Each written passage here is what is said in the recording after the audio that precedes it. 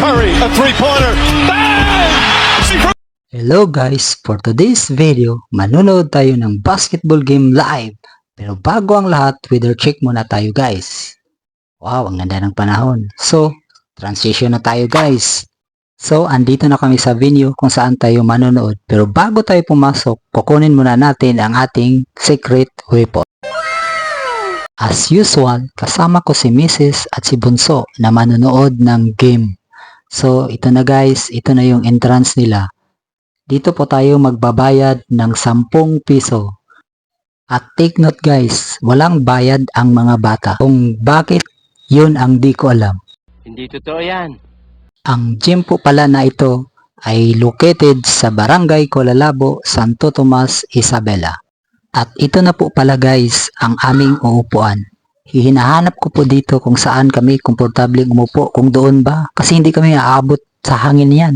Hinahanap namin guys kung malapit na electric fan.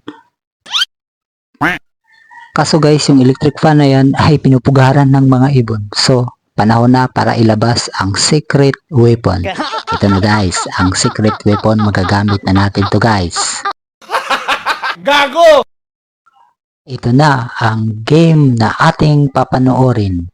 Ang game between Barangay Sentro na naka white-orange at Barangay Malapagay na naka kulay blue. At syempre, doon tayo sa barangay natin mag-cheer, ang Barangay Sentro. Kaya guys, panoorin muna natin silang mag-warm up.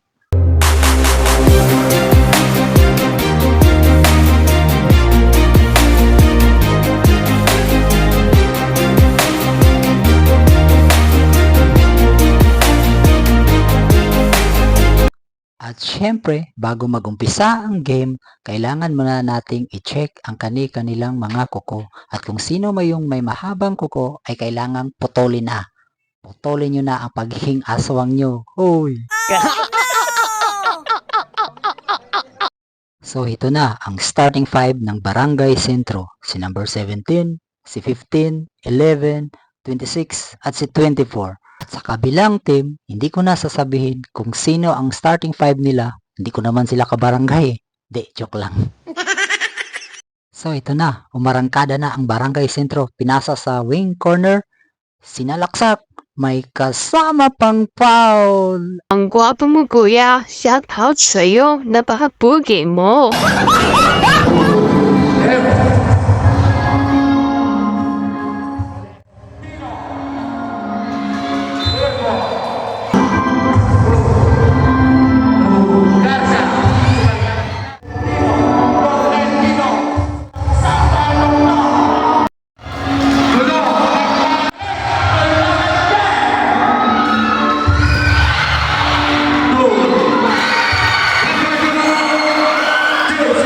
Natapos yung first quarter, 20-34. Siyempre, lamang yung 34.